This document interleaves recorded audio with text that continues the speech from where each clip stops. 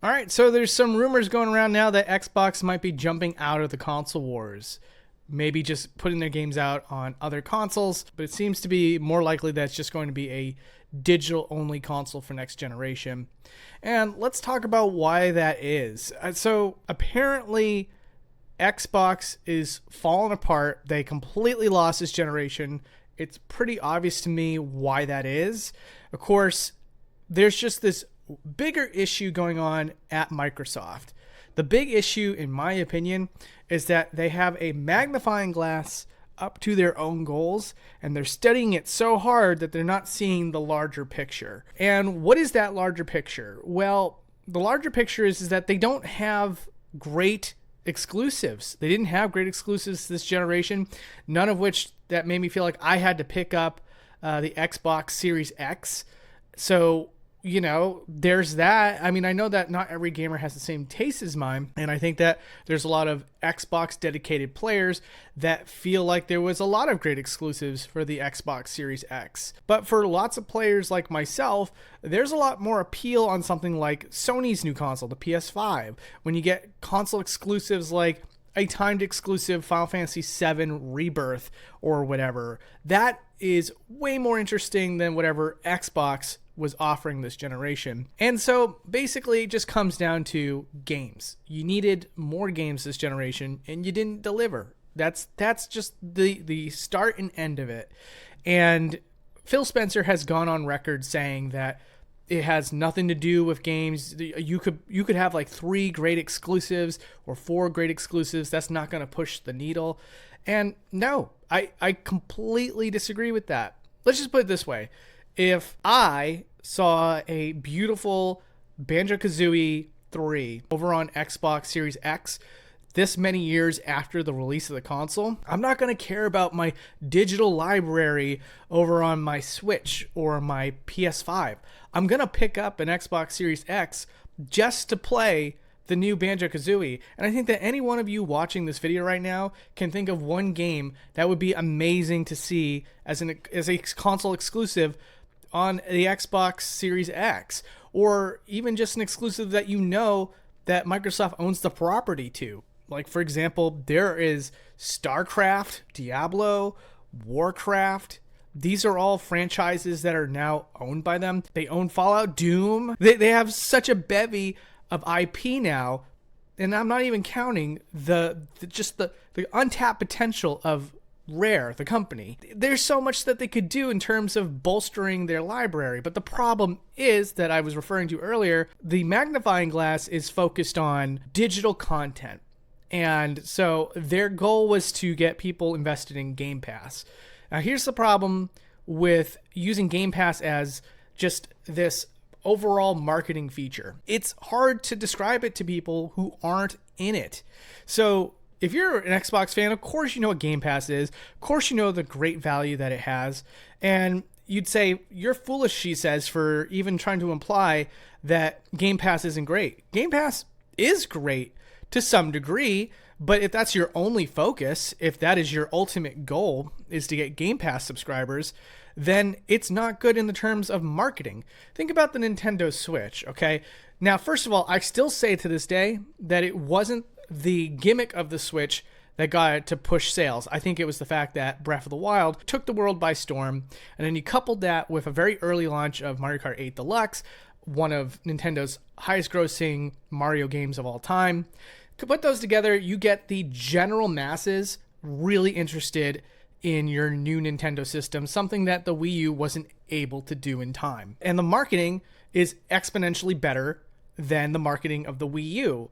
The Wii U confused parents. I worked at a Toys R Us during the time of the Wii U. Most people thought it was just an accessory that you bought for your Wii, and nobody likes buying accessories for an existing console. It's almost historically never worked out.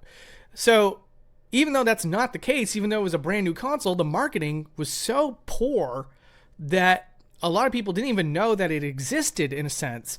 So a lot of people weren't engaged in buying it. Move over to the Nintendo Switch. It's very clearly a brand new console, sure. But here's one of the things that a lot of people never think about, because a lot of us are adults. A lot of us are adults without kids. And where am I going with this? Well, if you can take your console anywhere you want, how many of those are going to be children taking it to school, showing other kids at school Breath of the Wild running at 30 frames per second at 720p in a handheld? I think it sells itself at that point, right? Now you go over to Game Pass, and if you try to explain Game Pass to people, it feels like you're trying to explain a pyramid scheme to somebody. Nobody really understands what exactly you're talking about. They're not immediately engaged with what you're talking about.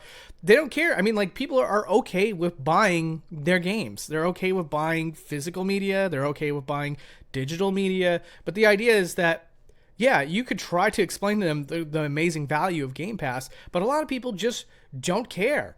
What they do care about is games. What games does that console have? And again, that wasn't the focus of the Xbox Series X.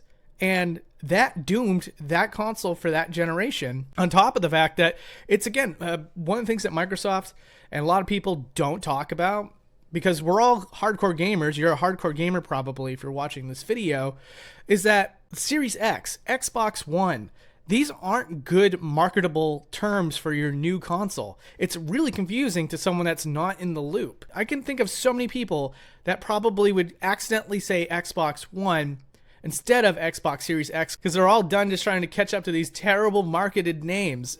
You should have named it like Xbox 4. Like, do the numerical convention of the PlayStation.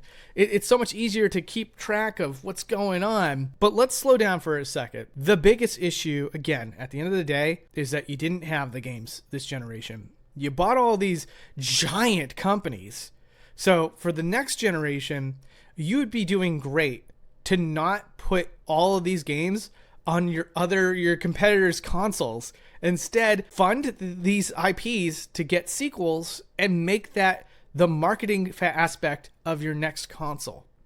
I mean, again, it would take another financial risk, one that did not pay off for this generation, and I'm assuming not very great for the last generation. But like, now you have the tools to build the house. So don't sell the lumber and the metal and the pipes and everything to some other house building company. That was a terrible analogy. Instead, go all in this next generation.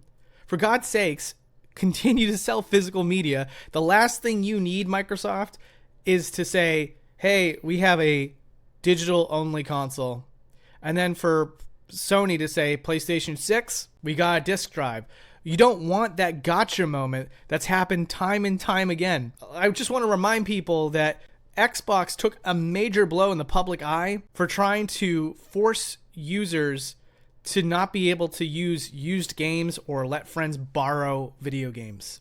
That was a thing for a time. And taking away such a basic aspect of our hobby became a massive marketing point for Sony. Think of the people. At the end of the day, the people are very loud and they're very clear. They want to see more games. You can keep telling us until you're blue in the face that that's not what it takes to win a console war, but I've been here long enough to see what it is every single freaking time that makes a console the best-selling console of that generation. And it's always going to be games. That and public image. Like, if your console looks like it's made for babies, people don't want a console that makes them feel like a baby. You know, there's minor things like that. But again, games, super important. I already know that this is too late. I can already tell that they're kind of marching in this terrible direction. But just mark this video as just a little I told you so moment in time. Like, it's a terrible idea what they're doing. Game Pass, look, it is a cool idea, but like I said, at the end of the day, it doesn't sell itself as well as something like the Nintendo Switch does with its portability. You should be thinking about stuff like that. All right, well, anyways, I just wanted to rant about that for a little bit. Thank you for listening. I appreciate that.